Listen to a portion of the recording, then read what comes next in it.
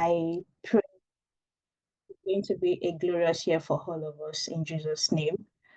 And thanks to all the presenters so far. It was powerful, and I think my jota is almost full.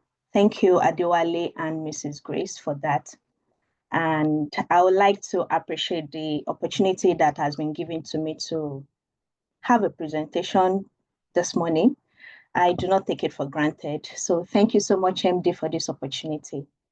I appreciate you. So I would like to share my screen. I have some sharing is not okay. Can you allow me share my screen? I think the host needs to allow multiple presenters.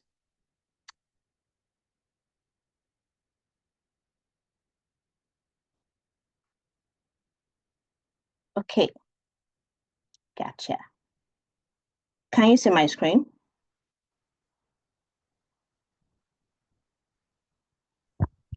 Coming up.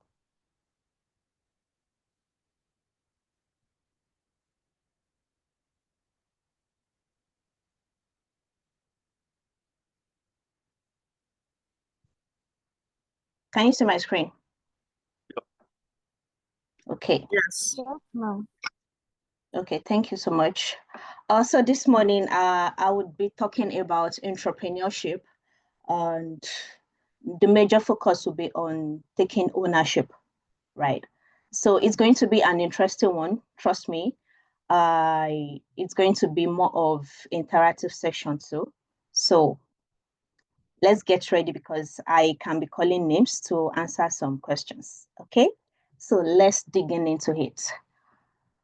So first of all, I would like to ask what we understand or what's the understanding we have when we say intrapreneurship. You can unmute yourself and just answer me. Okay. So what do you think intrapreneurship means? Anyone can answer me. I would appreciate that. I have limited time, of course.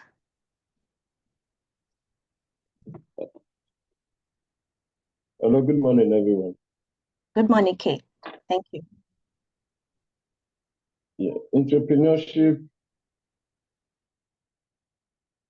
is solely for employees working in an organization, leveraging on the products and services in an organization to earn more for themselves in terms of commission, bonuses.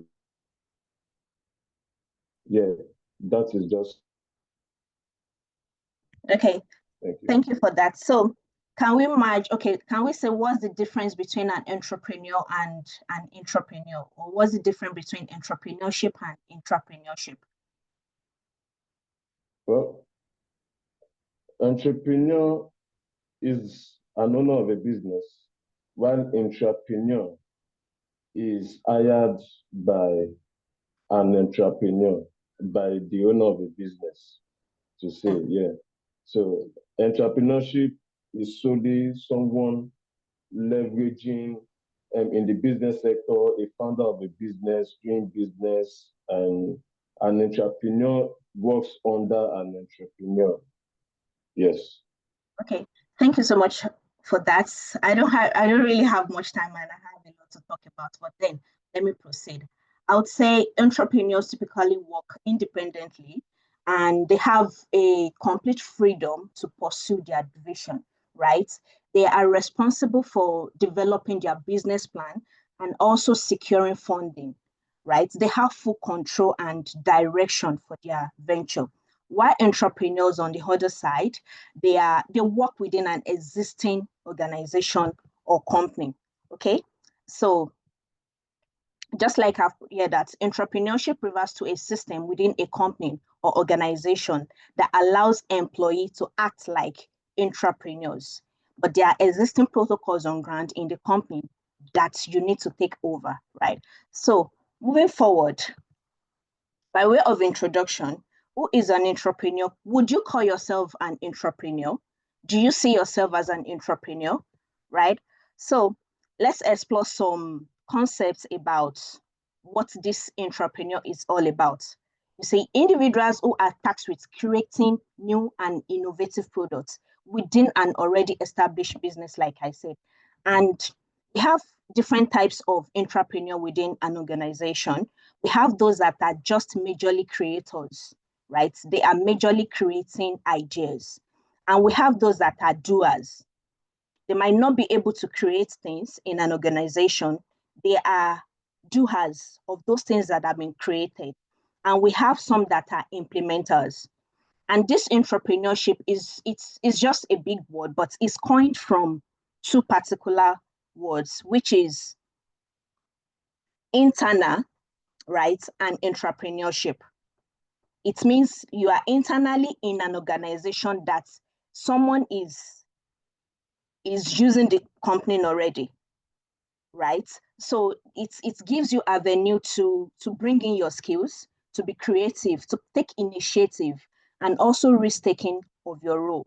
So that's that. So let's move forward. I don't know. Do you know who this person is? Does this face looks familiar?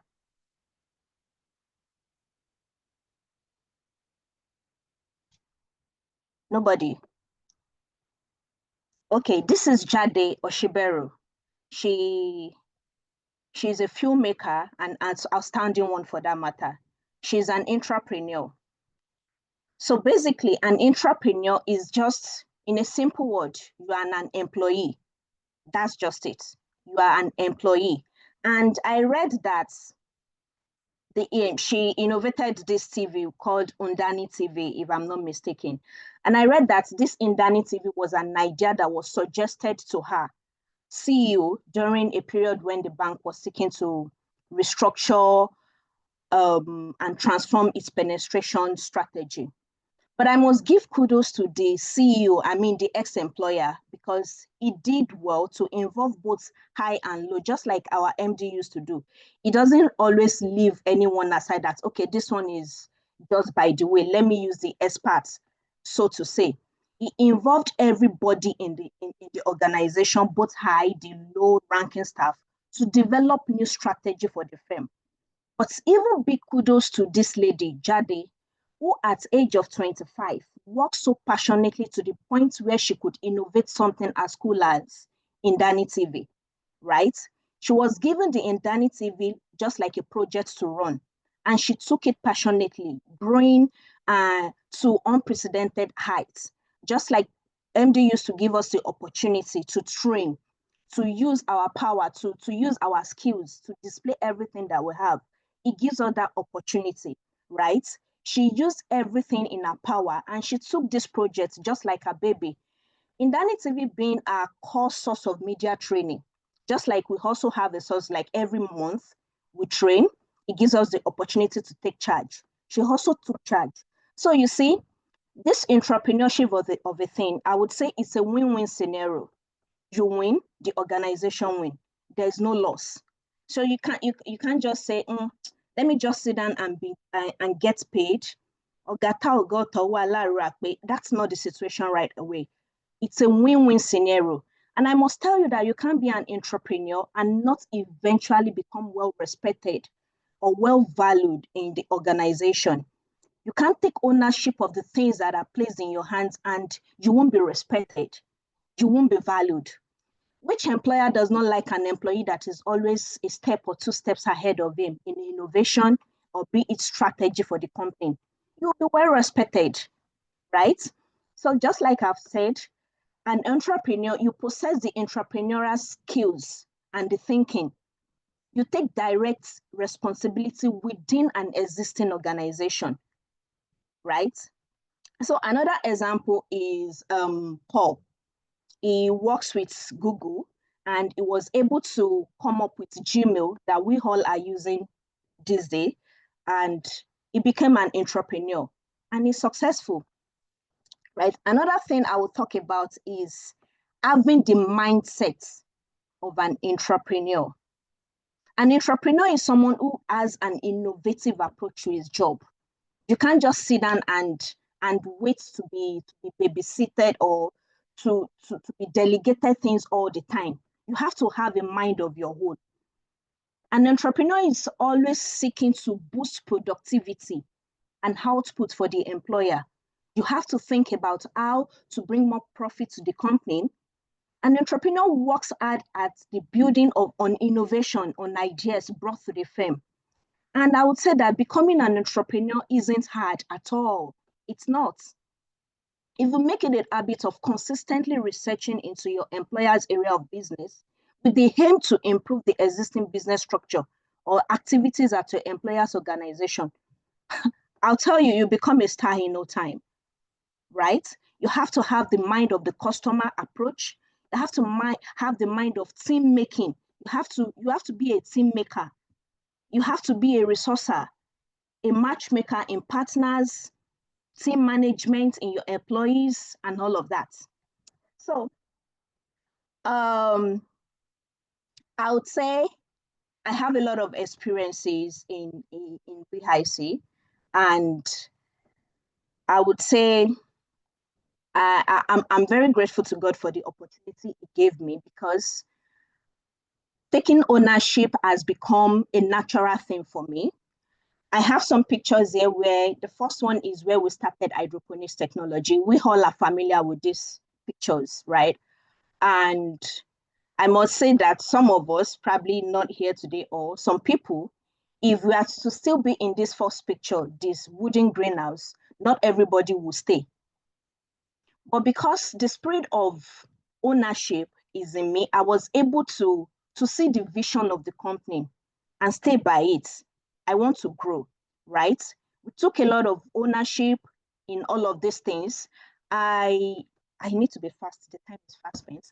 Okay, the second slide is just about me taking ownership about how to market our produce. I understand that sometimes when we finish our trainings, the next thing is MD will take the produce, maybe for rabbits to eat and all of that. I'm like, okay, we can't continue like this. Aside the training we are having for the company, we can also market all these products. Even some of them or a lot of them are exotic. Not everybody knows about it. I had to take it upon myself to educate them that, okay, these are the health benefits of all of these produce. They are much more better for you to consume and all of that. I started marketing, approaching banks, schools, and all of that. And the picture down the wooden greenhouse where MD is, it displays tires. I realized that this wooden greenhouse was not enough for me to sell my produce. Okay, I'm like, okay, we need more space. I tried to think through myself, okay, what are the things I can do? I had to source for tires. I cut them. It was not easy, but then I cut them and filled them up with substrate, and I started planting inside of it just for me to have more produce to sell to my customers, right? And after marketing all of these things to my customers, maybe sometimes I don't get good response, of maybe they don't get to buy it. I don't know what this vegetable is, this, and that. And I have to take them to the farm. But then I'm like, okay, they will go rotting. What else can I do to these vegetables so that they don't just go to waste? I started packaging them, and it gives me enough time to increase their shelf life. I started the packaging, and also to give it a facelift, to be more attractive to the customers, especially those I'm taking to the bank, I'm visiting in the bank, or maybe schools and all of that. I can't just harvest the vegetables and give them like that, just like the market people. I have to be more creative about all of these things. I started the packaging. It doesn't just increase the shelf life, it also give it more beautiful look, more attractive look, so that they would see the major importance and the health benefits of all of these things, that they are well packaged, they are well processed. Okay, I'm not eating poison. So that is, and it allows for creativity, for change. And I must tell you that taking ownership is also risk taking. It helps you to grow, it helps you to expand. You make more money. I must say, when I was doing all of these things, I was able to make more money for the company, right? So it's not just about training people, it's about also making more money for yourself. Imagine Pastor, where he used to say, okay, when you sell a greenhouse, there's this particular commission you get and all of that. So that is making more money. Do it like you own it, but by the books, you don't own it, right? I know a lot of times when I was in Nigeria, some people would come and meet me. Please, are you in partnership with BIC? Because the way you carry this thing for Edge, I don't understand. Is there a partnership going on or something? You know? And when I'm talking outside to clients, to customers, I said, we, right? I have internalized it like it's my business, right? I didn't see it like it's just for him, right? You have to get to the point that whatever it takes, you are going to make sure the company does not fail. And I would say there are 4 categories of people in this ownership aspect of a thing. There are some that it comes naturally for you. You don't seem to fight for it, to take ownership. It's just a natural thing for you to do. And there are some that they saw the roadmap of the company and you fell in love with it. Oh, this is the trajectory of the company. This is where the company is going to. I like this. I want to be part of this growth and all of that. You fell in love. And the third category is people that came into the company and maybe you are giving a lot of benefits, compensation, you have a fat salary. And because of that, you are ready to give in your best. Okay, they are giving me this good salary. Let me give back to the company too. And lastly, there are some that, okay, they didn't fall into all of these categories. Some have to learn it. You have to be trained on what ownership is. You get a mentor, you get a coach, you go online, you check what taking ownership means and all the benefits it has in stock for you. So moving to the next slide, there are a lot of benefits of taking ownership. You are not just doing it for yourself, right? Like I said in the second slide, that it's a win-win scenario, right? There are a lot of benefits attached to taking ownership.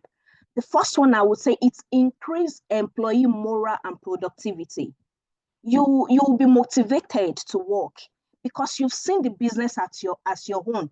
It's not as if he likes, he should take charge. It's none of my business. No, you are seeing it as it is your own. How do you want to treat your thing? How do you want to treat anything that it's in your name? The same way you are treating your personal things, that's the same way you should treat other people's business. So it increases your employee morale and productivity. Secondly, I would say it gives you job satisfaction. You feel fulfilled at the end of the day that, yes, I am doing something. I'm not just going to work for the fun of it or just to get paid. Right? So thirdly, it provides networking opportunities. You get to meet a lot of people. You get to connect with highly intelligent people. And thirdly, let me rush through my slides. It gives you potential for financial reward and it develops your leadership skills. It enhances your creativity and professional development. Another perk to being an entrepreneur is that it develops you. As you exercise your brain and other resources to build your employer's business, it trains you into becoming a better leader. You may someday be invited to own a part of the employer's company, or you may get to start your own thing someday. But since you always have always made it an habit, to act like a CEO, you would be more easily blend into the CEO role way faster than someone who has always worked simply for the paycheck. I dare say that the best entrepreneurs these days were once entrepreneurs. Yes, they are. So start with that. So the next slide, I'll be talking about, I realized that by next month, I will be 11 years in BIC. And before then, let me celebrate my 10 years. And I have learned a lot of things. Amidst all of the things I've learned, I have these 10 keys for you that would help you in the company, especially in 2025. So the first one I would say is, so I will call it my 10 keys or 10 lessons that I learned in my 10 years in BIC. And the first one I would say is hard work is not enough. Yes, hard work is never enough. Results needs to be seen. Advocate yourself. Quiet efforts get ignored. If you are so quiet, like I don't want to be seen, like Pastor used to say that no one blinks in the dark. You can't be seen. You get. You need to advocate for yourself. And secondly, I would say burnout is not a badge of honor. You work smarter and not harder. You don't just say, let me be working hard so that I will be seen. No, you work smart. Protect your energy. That is your greatest resource. And thirdly, I'll say feedback is a gift, be it positive or negative. It's a gift. I always embrace feedback. I even like it when it's more negative so that I will know where else to learn, to do better. Even the hardest feedback can teach you something valuable. I don't joke with feedback. Seek it out. And fourthly, I'll say your job title is temporary. Yes. Focus on building skills. Don't sit on, okay, I'm this, I'm that, I'm all of that. And don't cling to labels. Title don't define your value. How valuable are you? What are you bringing into the company? It's not just about your title. And networking is non-negotiable. Your skills are important, but net connections will open doors for you where you don't even know. Connections will open doors for you. And sixthly, I would say comfort zone kills growth. Yes. If you are if you are not uncomfortable, you are not growing. If you sit down, just let me just be here, you will remain stagnant. And it's a new year. I know we all want to grow, but you need to step out of your comfort zone. And seven, you are always replaceable. Yes, you are replaceable.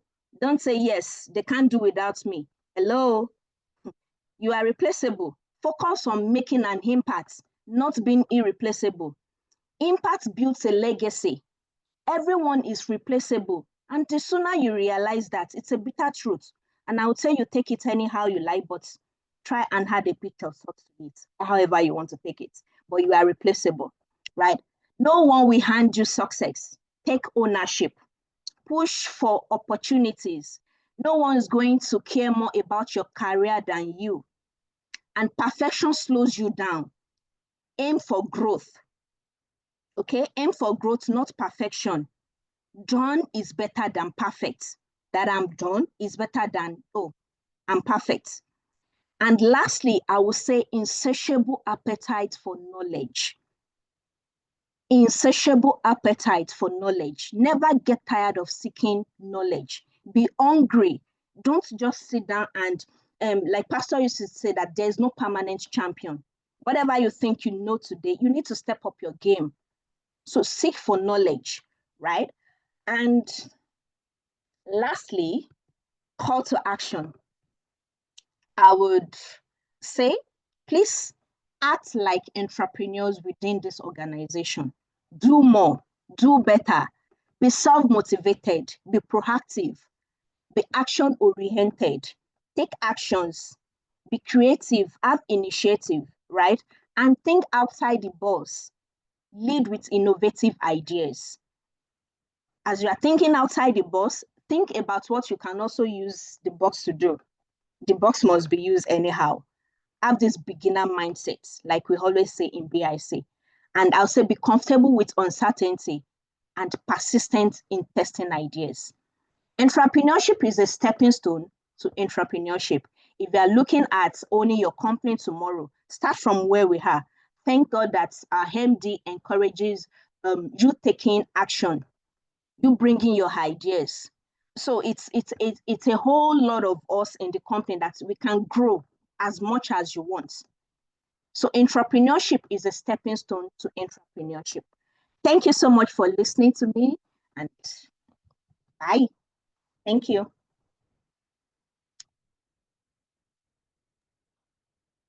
Wow, that was a very wonderful session. Thank you so much, Ms. Tolulokwe. I personally enjoyed the session, and I want to believe every other person did as well. So I believe as we, further our activities in year 2025, we should take that with us, having the spirit of intrapreneurship and taking ownership, taking responsibility, owning our jobs, owning it, taking it personal. Yes, taking it personal. Like it's the only thing we are living for, even though it's not the only thing. All right, so thank you so much for that. We will go further by having a annual report summary from the CTL. CTL, we can have you now. Thank you, sir.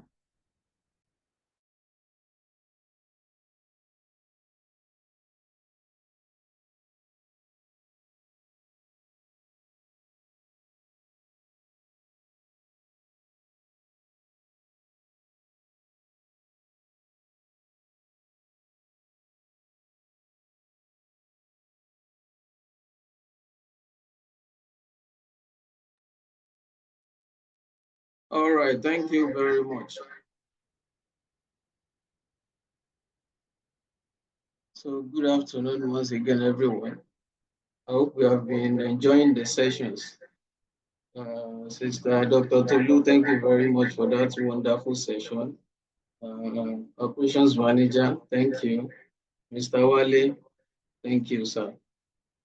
So this afternoon, I will be sharing with us excerpts from the 2024 annual report. So it's just a clue, just the important data for us to know. Okay, especially for greenhouse projects, training, and our sales for the year 2024. So on projects, a total of 69 greenhouses were sold in 2024. We have an existing greenhouse, the existing greenhouses, there were just two, but 45 greenhouses, which are 8 meters by 24 meters, were shipped and installed successfully in 2024, while 6 units of 8 meters by 30 meters also were shipped and installed. So a total number of 51 greenhouses were installed in 2024. 2 was shipped last year. They are yet to be installed. So they will be installed probably from Monday. Installation should start. So we have 14 on ground that are yet to be shipped. In lieu of this fact, you can go through the data, but I will be explaining more with the chart. You all know that when we say greenhouse projects, a number of things are involved, especially the inbuilt, the components of the greenhouses. So this is just telling us these are those things that has been expended in the year 2024 on greenhouse projects. Our MD will always say we are on the path to sustainability. We are not there yet. We are still there. Look at Rice Husk. That was a waste. Look at the amount that Rice Husk was gotten in the year 2024 for greenhouse projects. The amount that has been spent on logistics. So it's a win-win situation. There's something called ripple effect. If you are getting something or if you are doing something, it should affect the lives of others too. So while building projects, lives of other people are being built as well. The person involved in carrying of Rice Husk, what the person has generated last year, 2024. A number of inputs and all of that. So you can all see this chart. I believe we can see my slide. So on the pie chart, you can see that 42.7% was expended on galvanized iron alone, just galvanized iron. So talking about the other greenhouse components, that's 36.3%. On Rice Husk, that's it's a component of our substrate, 2.3%. Fabrication and installation, still parts of helping people in the society, those that are involved in fabrication and installation, 18.8%, just in the greenhouse project. On training, a total of 412 individuals attended different categories of our training last year. For the agribusiness masterclass, both online and on-site, we have 315. Azola training, just 3 individuals. Farm tour, we had 82 individuals of which 62 were students. Aquaponics training, we launched aquaponics training this year, the Aquaponics Summit. We have 6 individuals. We'll be doing more next year, this year, sorry. We are in 2025 already, sorry. So last year we had 6. This year we'll be doing more. Personalized training, those that just come, oh, I want to learn more about agronomy, 6. We can see the chart. So agribusiness masterclass took the whole percentage, almost 76.5%. Now, in lieu of this fact, in 2024, a significant 21% of our masterclass training went on to purchase greenhouses with this data. So that means if we can have 1,000 people to attend our training this year, we can sell 210 greenhouses by implication. So what if we have 2,000 trainees coming around for training? You know what that means. For demo farm production, I will be explaining more with the pie charts. We can see bell pepper took the significant percentage, that's 60%. Herbs and spices, our outdoor plants, oregano, mint, basil, spring onions, 19%. Azola, 17.3%. Habanero, 1.1%, then kale, 2.6%. Now, this sales data illustrates a kind of clear trend, with the bell pepper dominating the market share. We can all see that in the data. You saw that herbs and spices, Azola followed closely. Now, when we are looking at it critically, given the significant resources allocated to vegetable production, particularly bell pepper, habanero, and kale, what do I mean? You grow them in the greenhouse, you spend on nutrients, you pay staff, you pay interns, and all of that. It is very strategic to prioritize Azola, herbs and spices as the key revenue drivers for 2025. Azola does not take nutrients. They only grow outside, and they contributed about 17.3%. So what if the focus is more on Azola? What if the focus is more on herbs and spices? Also kale, what if the focus is on kale? Because kale use lesser nutrients compared to bell pepper. I hope you understand that. So I want to wrap up with that and leave every other thing for our MD, the suggestions and recommendations. Thank you very much, everybody. Thank you so much for the report, City Hill. I believe by now we know our key achievements in the previous year and where we are made to, put more effort in 2025 to increase our revenue, to increase our visibility, and all of that. So right now we'll be having our last presentation from my Executive Director and IT Manager, Mrs. Temitope Onofowora. Let's pick our notes and pen to put something down. I believe it's going to be a powerful session. You're welcome, ma'am. Thank you, Hianu Jesu. You're doing